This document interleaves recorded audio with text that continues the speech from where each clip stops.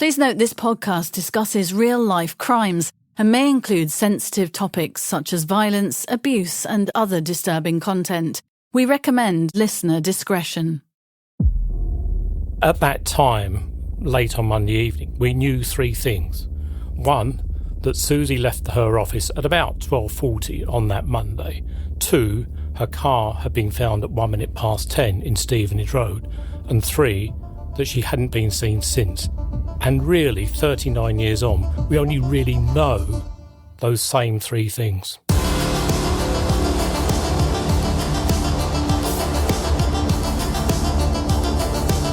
I'm journalist Helen Fospero. I'm crime reporter Martin Brunt. And this is True Criminals. A journey into the darkest corners of the criminal underworld with insights from decades of true crime reporting. The stories behind the stories, plus exclusive interviews with those closely involved in notorious cases. Re-examining crimes so shocking, they still haunt our imaginations.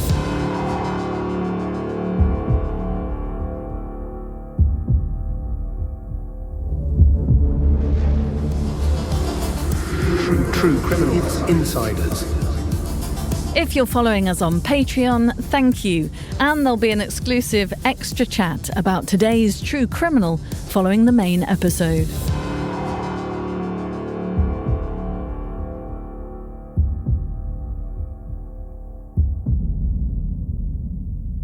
It's 1986. A young female estate agent vanishes.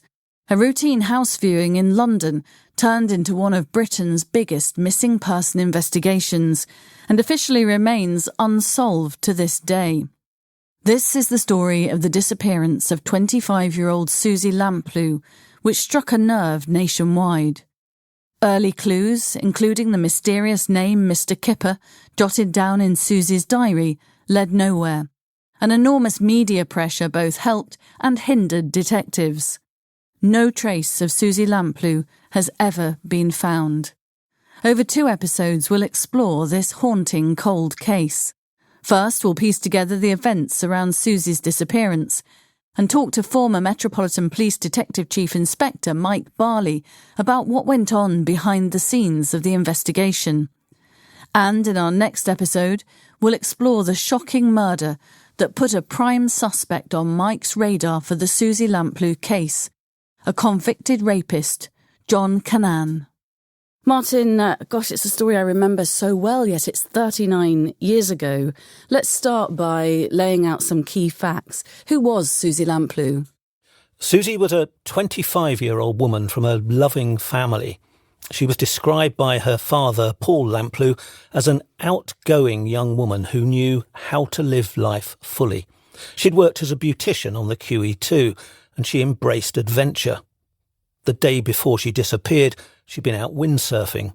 She was just starting a new career as an estate agent, as London property prices boomed in the 80s. She was blonde and attractive, and joked, "The company puts me in the window desk as the most attractive female to draw in male customers." In retrospect, that sounds such a chilling thing to hear. What do we know about what happened the day Suzy went missing?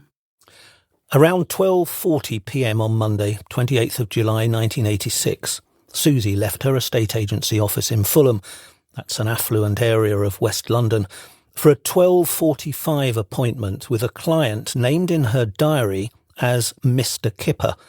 She was supposed to show him a local property, 37 Shorrold Road. Her office diary entry read, 12:45 Mr Kipper, 37 Shorrolds, O/S. OS meaning meet outside the property. And did she actually get to Shorrolds Road? Yes, she was seen standing outside the property, looking as if she was waiting for someone. A witness passing by around 10 to 1 noticed a man joining Suzy at the gate. This account helped police later create an artist sketch of the man who may have been Mr Kipper. And what did this so-called Mr Kipper look like? There was quite a good description. He was said to be a white male, aged about 25 to 30, dark hair, swept back, well-groomed, dressed smartly in a charcoal suit, and carrying a bottle of champagne with ribbons around it. Quite odd behaviour for a house viewing. Some witnesses thought he might have had a slight accent and possibly a broken nose, but those details were never confirmed. Around 1 o'clock, a neighbour heard voices and saw what looked like an argument between Suzy and the man as they left the house and got into a car. Martin, were there any more sightings of them? Yes, there were. At some point between 2 and 2:30, a witness reported seeing a couple arguing in a car near Shorrolds Road and said the woman driver, believed to be Suzy, pulled away erratically. Crucially, around 2:45pm, Suzy's friend Barbara Whitfield was cycling in Fulham when she saw Suzy's white Ford Fiesta driving north on Fulham Palace Road with a man in the passenger seat. Barbara waved, but Suzy didn't respond. She was talking to the man and seemed preoccupied. Because Barbara actually knew Suzy personally, her sighting was given significant weight. It suggested that Suzy was alive and with this male passenger around 2:45pm, about 2 hours after their initial meeting. But tragically, it was the last time Suzy Lamplugh was seen alive. And when did people notice that she'd gone missing and that she hadn't come back to the office? By about mid-afternoon, so around 3:30pm, Suzy's colleagues started to get worried. She hadn't come back to the office or hadn't been in touch. And at 4:30pm, two colleagues drove to 37 Shorrolds Road, where the viewing was supposed to be. There was no sign of Suzy or her client. They knew she had another appointment scheduled at 4 that she'd also missed. By 5pm, it was clear something was wrong. Suzy's manager phoned the police, and at 6:45, Suzy Lamplugh was officially reported missing. Police treated it as a major incident. Detectives set up an incident room at Kensington Police Station. It was soon overflowing with information. Suzy's case quickly grew into what would become Britain's biggest missing person investigation, a nationwide effort with dozens of officers assigned and support from multiple departments, all racing to find any sign of her. In the pre-digital 80s, every lead was logged by hand on index cards. Ultimately, 26,000 cards filled with tips, sightings and rumours. 26,000 cards, that's an extraordinary figure. Well, to help us explore the police investigation, I'm delighted to say we have with us retired Met DCI Mike Barley, who back in 1986 was a detective sergeant and involved in the case from the start. Mike, welcome to True Criminals. Thank you. I suspect just listening to our introduction there, that brought a lot of memories back for you. This case was 39 years ago, yet everybody of our age ballpark remembers Suzy Lamplugh in this case. Yes, they do. This case generated a huge amount of publicity, a huge response from the public. And in your introduction, where you talk about those various sightings, I got called just after 10 o'clock in that Monday evening to say that Suzy's car had been found in Stevenage Road. It was slightly unusual in as much that the car, when parked, slightly overlapped the entrance to a garage. Stevenage Road is not a busy road at all, and the only reason that I could think as to why it slightly overlapped a driveway was because she parked behind another car.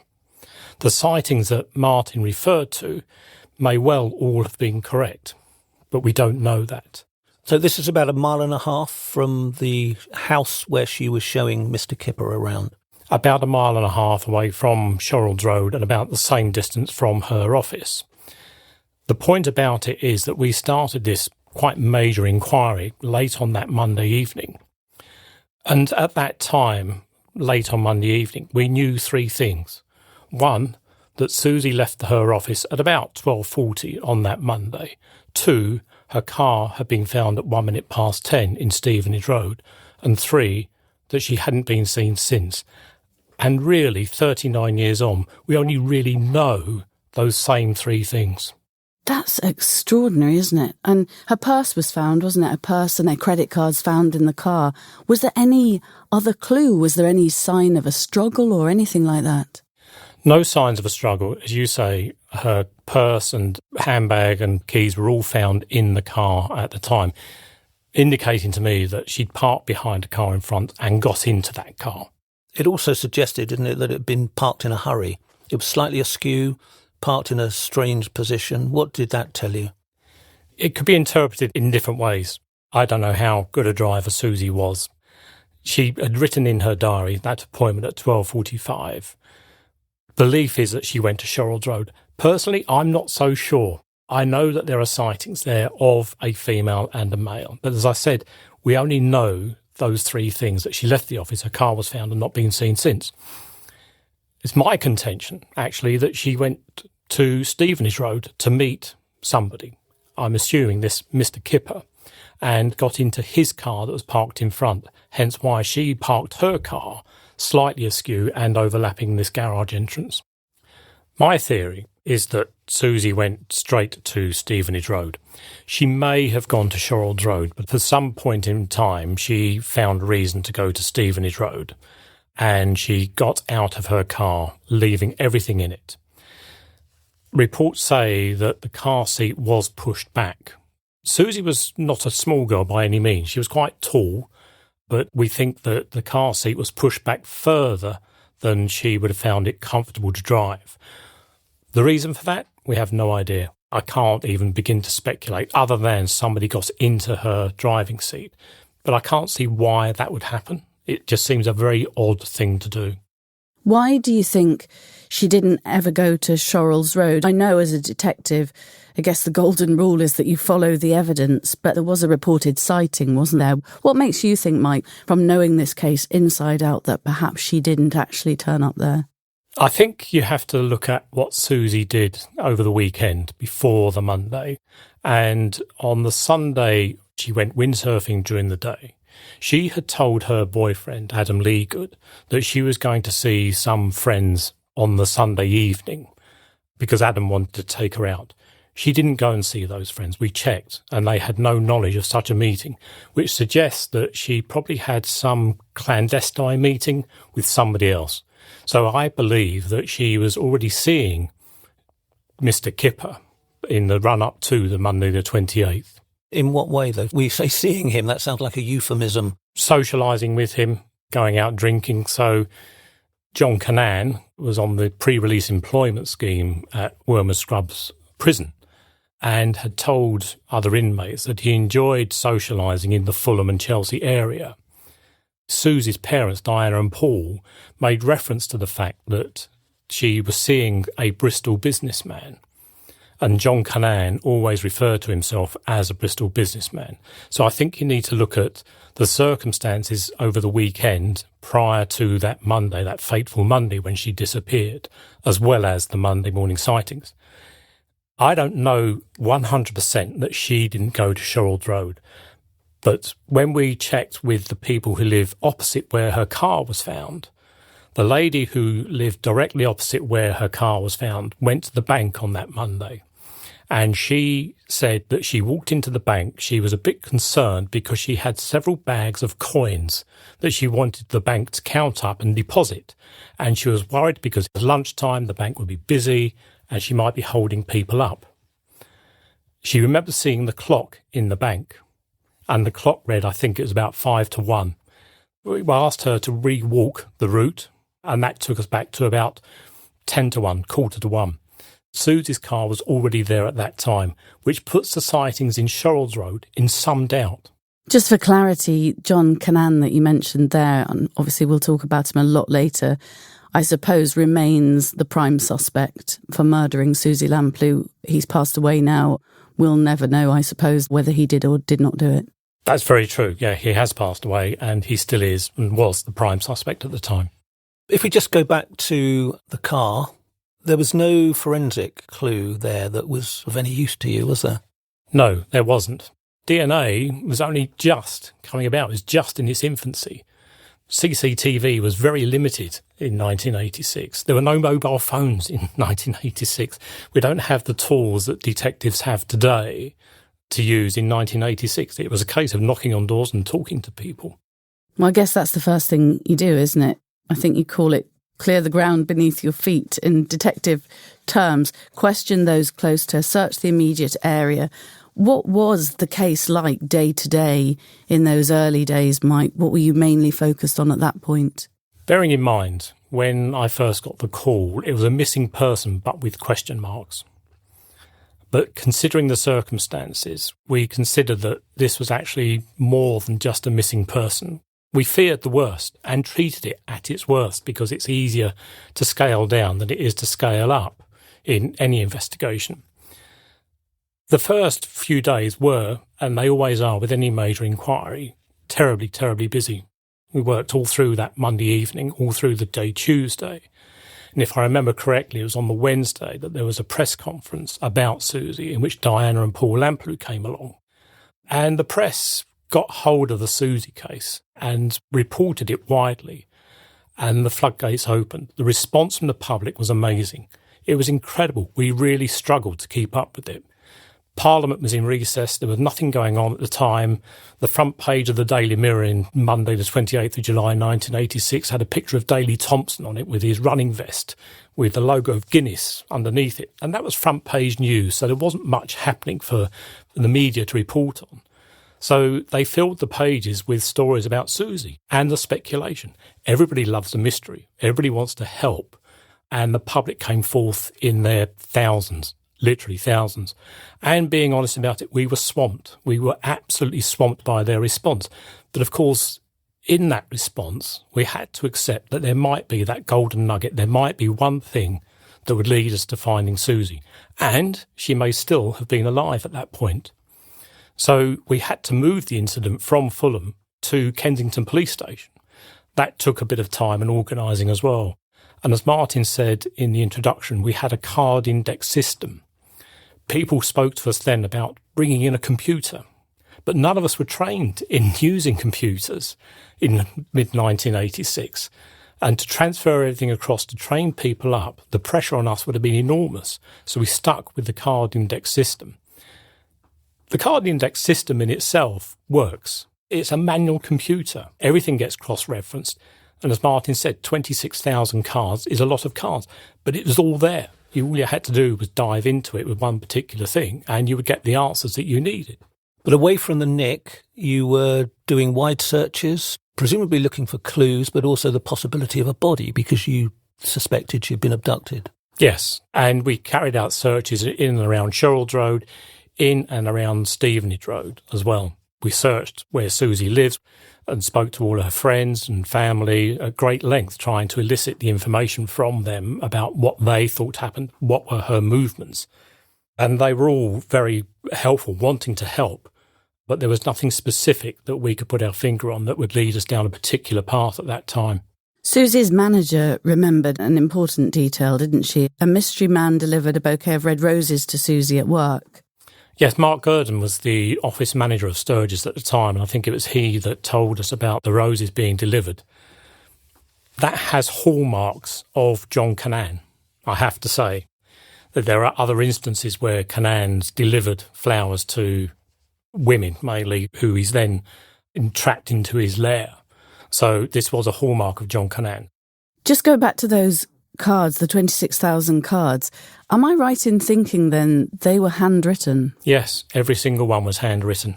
Gosh, that's amazing to think of the process of going through 26,000 cards and then trying to link things. That must have been very time consuming. It was, and we drafted in quite a lot of staff index as they became, but they would read the statements that people were taking, take the information off of the statements, put it onto an index card and file it into this round index system. File the statements, but they would take from the action reports, which were all handwritten. Everything was handwritten. And say the public response was incredible, absolutely incredible. And were there any leads or clues in those early days that you took from those index cards? I wouldn't say specific leads. We carried on the investigation as we would normally do. We did house-to-house inquiries in Sherald Road, in Stevenage Road. We carried out the searches. We spoke to the family and friends. We researched criminal activity to see if there were any recently released criminals or active criminals in the area and put them all into the system. From those various witness statements, you were able to compile what we used to call an artist's impression of Mr Kipper. What was the image you had of Mr Kipper? The image we got from the next-door neighbour at Shorrells Road, he says he saw two people standing on the pavement, was one that is of a white male, middle-aged, swept-back hair, quite smart-looking. Suave, handsome, well-spoken. Yes, I don't know about well-spoken, but certainly suave-looking, yes. That note in Suzy's diary, Mr Kipper at 12:45, was really essentially the last clue that she left. It was, and we researched Mr Kipper as much as we could. We went back through all of Suzy's appointments, all of the estate agents' appointments, the surrounding estate agents, to see if they had a Mr Kipper. The London telephone directory, the national directories, looking at, is there a Mr Kipper that we've missed, or should there be one in our system? We didn't find one. Was it a real name, do you think, or a nickname? I think it was a made-up name. By Suzy or by him? I think probably... I don't know is the answer. I would guess probably by him. Our podcast, True Criminals, is a year old. Thank you to all those on Patreon and to our listeners who followed us over the year and heard stories that have ranged from serial killers like Fred West and Myra Hindley to ongoing mysteries like the disappearance of Madeleine McCann and Lord Lucan, to robbers including Playboy thief Valerio Vice and Great Train mastermind Bruce Reynolds. As a Christmas special, we want to answer your questions about our previous episodes. Ask us anything you want, and Martin and I will try to answer. Send us your thoughts to contact@audiobleachglobal.com. The press at the time, I think, had a field day with that name. Doesn't sound really in very nice taste. I remember one newspaper pointed out that if his first name were Dan Kipper could be an anagram of kidnapper. I suppose it does show how desperate people were to try and decipher that clue, if you like. It does, and this is where the press really did try to help, and the public did too, by those sorts of things. I know that sounds very obvious, but the response from the public was so huge. Two people came along to help, and these were friends of Diana and Paul, Mary Asprey and Janet Newman. And it got to a point, because the public response was so enormous, and the types of response we were getting, apart from ladies telling us their husband disappeared on the 27th and come back on the 29th because they're going through divorce proceedings and those types of things. But there were an awful lot of people coming forward who would read tea leaves, chicken bone throwers, mediums and psychics. And Mary and Janet took all these on. There were hundreds of them, absolutely hundreds. And bless the two of them, they worked tirelessly to go through these just in case one of them was right and there was that nugget of information. And we used to meet up with them on a regular basis, liaise with them to make sure that we kept in touch. The police at the time, we had scores of officers working on that inquiry. We were, say, swamped with work and trying to follow every lead that we possibly could. So it sounds as if the trail went cold for a while, but about 6 months later, Martin, I think there was a tip-off, wasn't there, about an owner of an abandoned black BMW? Yes, the police got a tip-off about this car, found in London, registered oddly to a Belgian man with a name very close to Kipper, spelt K-I-P-E-R. Now, this man was sometimes known as Mr Kipper with one P. You can imagine the police interest, a foreign Mr Kipper, Mr Kipper, with a car left in London. Mike, what did you and your fellow investigators make of that? Quite a lot at the time, because this was a hugely interesting potential development, and we travelled to Belgium and interviewed Mr Kipper. But he had a stone-cold alibi for his movements around the 28th of July, and it clearly wasn't him. The press came with us on that inquiry and beat us to it in lots of respects. But that just generated an enormous amount of publicity again, which is a good thing because it kept it in the public eye. Suzy's family, the Lamplughs, were proactive. I remember years after Suzy went missing interviewing Diana Lamplugh, her mum, and I think in those early days they seemed to welcome the media attention because, of course, they were hoping that Suzy would be found alive and well. And just 2 days after their daughter disappeared, their house was full of journalists. Diana and her husband Paul went on television, as you mentioned. pleading for information, speaking to Suzy directly in case she was out there and watching. The family's engagement, I think, might really help keep that story in the public eye. But did that level of media attention impact the investigation in a good way or in any negative way? Mainly in a good way. Keeping it in the public eye was very important to us. Officially, this was still a missing person many months on, albeit we had classed it internally and treated it as she's been murdered, she's dead somewhere, and we still continue to treat it at its worst. But through Paul and Diana Lamplugh talking to the press for years and years afterwards, if something happened or there was suspicion of something happened, all the press had to do was write Suzy in the paper and people instantly knew what we were talking about. And so it was a good thing that they were there. How did they cope, Mike? I know you're focused on the investigation, you're focused on the detective work and finding this young woman, but I'm sure you spent time around them. I can't imagine how dreadful this time was for them. It must have been awful for them, and we kept in close contact with them. They would either come into the police station or we would go to their home in Putney and brief them and update them on how the inquiry was going. I can't imagine what they would have gone through. To lose one of your own children and not know what's happened to her must be the most awful thing. And they worked absolutely tirelessly to try and help find out what happened.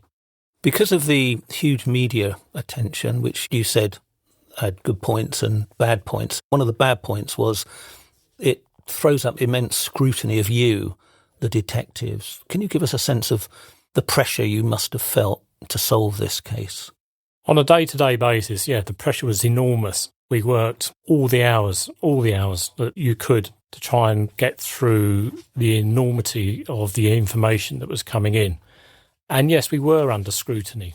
But again, that's not a bad thing, because if you're investigating something, you feel, and I felt very responsible, and it consumed me for, a long, long time. But that's a good thing, because you want to be able to solve this. You want to be able to find the person. You want to be able to get a result in police parlance, and that's through finding Suzy, finding the person who's taken her, or whatever the outcome would be. Because of the sheer volume of those tips, it took months, I imagine, to sift through everything, and it took about a year for one suspect, the man you've mentioned, John Cannan, to emerge onto your radar, didn't it, because of the sheer volume of stuff you were going through. What happened when you saw his name, and how did that impact the investigation in those early days when you first saw his name? John Cannan was in our system from relatively early on, along with other criminals who could have all fitted that profile, could have all been in some way responsible. So he was in our system. He just didn't hit the highlights for us to track him down and interview him. And it was in October of 1987, when he was arrested for the murder of Shirley Banks, that we focused our attention on him. And had he been newly released from prison? Is that why he was on the radar? He'd been sentenced to 5 years imprisonment in 1981 for a rape, and then another 3 years for a robbery. He served most of that sentence in Bristol and then was transferred to Wormwood Scrubs in the January of 1986. At that time, he was in a pre-release employment hospital inside the confines of Wormwood Scrubs, which allowed him to go out on a day-to-day basis. He had to find a job, he had to sign in and out, but pretty much at weekends he was free to do what he wanted. He was actually released from that on the Friday, the 25th of July. From that day on, he was a free man. And is that a few days before Suzy went missing? It was the Friday before the Monday when Suzy went missing. And we were trying very hard, when he came to our attention, to verify his movements over that weekend. We're going to talk about the emergence of John Cannan as the prime suspect in part 2, Mike. One thing that I just wanted to ask you before we come to that, in very basic terms of police investigations, there was no crime scene, no body.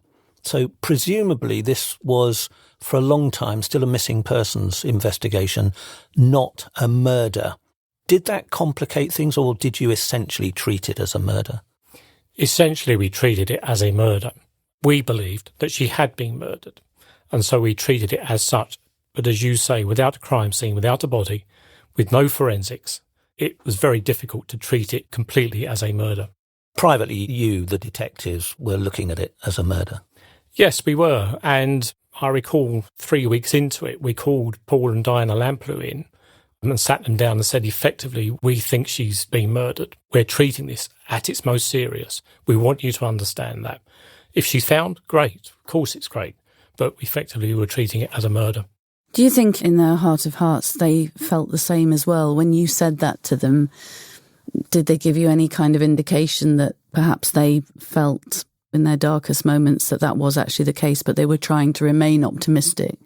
Maybe, but they wanted to remain optimistic, and I understand that. As a parent, of course you do. So that hope was helping them, I suppose, wasn't it? The hope that you'd be able to find her alive.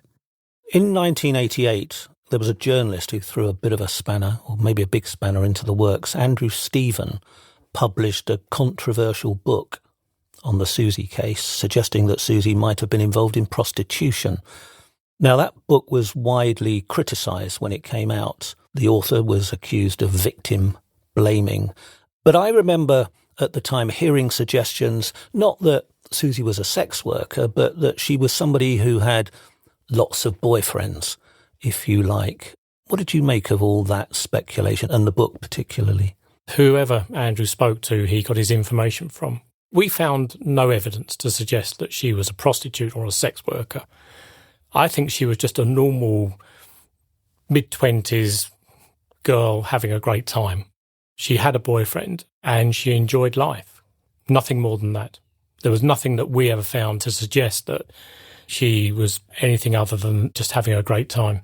For Suzy's family, of course, all this was devastating, and Diana Lamplugh, Suzy's mum, said a year after her daughter vanished that it felt like her daughter had been erased, just wiped out of existence with no trace. How frustrating is it for you as a detective and for your teams who worked tirelessly to try and find her, to still, 39 years on, have those three facts that you detailed right at the beginning of this interview? Incredibly frustrating. That inquiry sat with me for the next 14 years, and the team got whittled down. In the end, it was just pretty much myself towards the end of my time in the police. And it was really frustrating. On a personal level, of course, as a detective, all you want to do is solve the issue in front of you. And getting to know the Lamplughs and her friends and family as well, really decent people, good, honest, decent people. You wanted to do something for them, and that was our responsibility. The fact that we couldn't deliver on that was incredibly frustrating. The Lamplughs, particularly Diana, were very welcoming to people like me. That's not always the case with the family of victims, particularly in these very serious cases. But I think they understood the power of the media, didn't they? They knew that Suzy's name had to be out there, because every time a story was written or we did a TV report, then there's just that chance that somebody with that vital clue might come forward. And we've talked about the house always being full of journalists, that house on the edge of Richmond Park. I remember it very vividly. And Diana was so welcoming. I remember particularly, she always complimented me that my shoes were so well polished. It was a thing that she had. So every time I did go down there, and I went down there a lot as stories emerged, I made sure that I polished my shoes because I knew that I'd be better received by Diana Lamplugh. I also remember that there was an occasion, I think a big development, perhaps one that we're going to talk about in episode 2, where there was a big press conference at Scotland Yard and the whole family turned up. Diana and Paul and I think their daughter and even a grandchild who posed for photographs outside the old Scotland Yard. Again, I think their recognition that the power of those images could be potentially so beneficial to the investigators. Mike, thanks for talking us through the original Suzy Lamplugh investigation.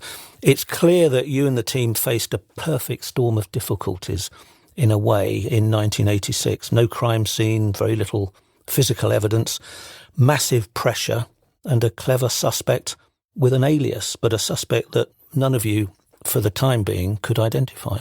Yeah, we really do appreciate you taking the time to speak to us. It's such an insight into why Suzy Lamplug's disappearance has remained a mystery, and we look forward, Mike, to you joining us for the next part of this story, the late 80s, when the investigation started to zero in on the prime suspect, John Cannan.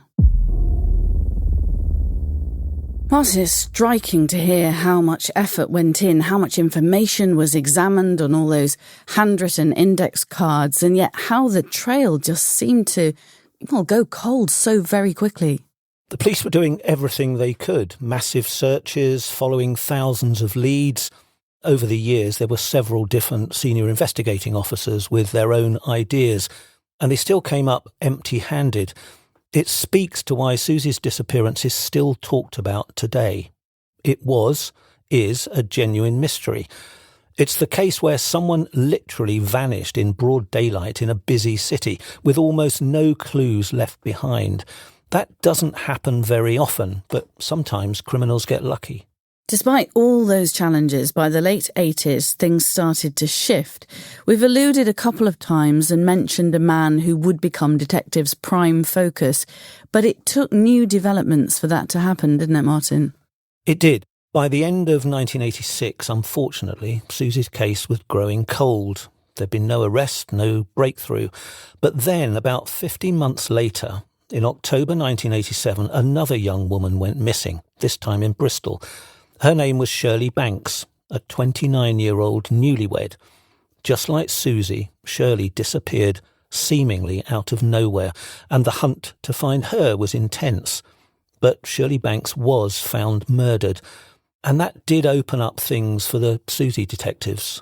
Well, how did the investigation into Shirley's case link with Suzy's? Well, Shirley was murdered by John Cannan, a very dangerous man who had lurked at the edges of the Lamplugh case. He was mentioned in one of those handwritten index cards Mike talked about. John Cannan eventually became the prime suspect in Suzy's disappearance. The crucial tip came from a prison hostel near Wormwood Scrubs jail, not far from Suzy's office. In the summer of 1986, Cannan had been staying at that hostel, on release from a prison sentence for rape. It was just 3 days before Suzy's disappearance. He was 32 at the time. Cannan was educated, smooth-talking, and had a well-groomed public schoolboy image, similar to that of the police composite of Mr Kipper. He also had a penchant for wooing women with roses and champagne, and remember, Suzy's colleagues recalled she had received roses from an anonymous admirer shortly before she vanished. Also, and this was another key clue, an eyewitness said that the man Suzy was seen with outside the viewing property was carrying a bottle of champagne. Cannan also had boasted to acquaintances in July 1986 that he was frequenting wine bars in Fulham and had met a new uptown girl, as he called her. She was named Susu, an eerie echo of Suzy's name, perhaps a contraction of Suzy Lamplugh. Well, in our next episode, we'll delve further into the murder of Shirley Banks and how John Cannan's story became increasingly linked to Suzy's. We'll explore new evidence that came to light, from a hidden clue on a car number plate to what may have been an unwitting confession to police. We'll unravel the dark trail of John Cannan and ask whether the mystery of Suzy Lamplugh might finally be put to rest. Join us then.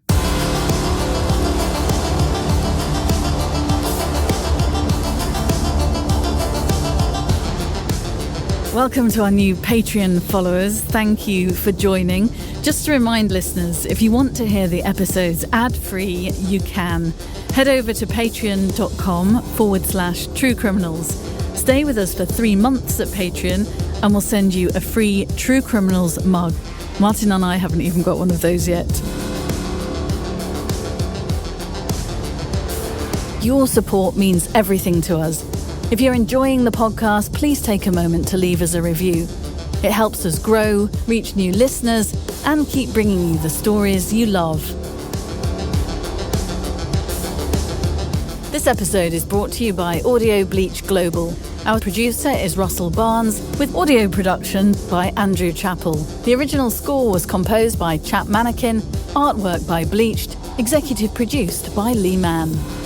Follow True Criminals on Instagram at true.criminals and on YouTube at youtube.com/@true-criminals. For exclusive content and ways to support the show, visit us at patreon.com/True Criminals. For partnership opportunities, please contact us at contact@audiobleachglobal.com.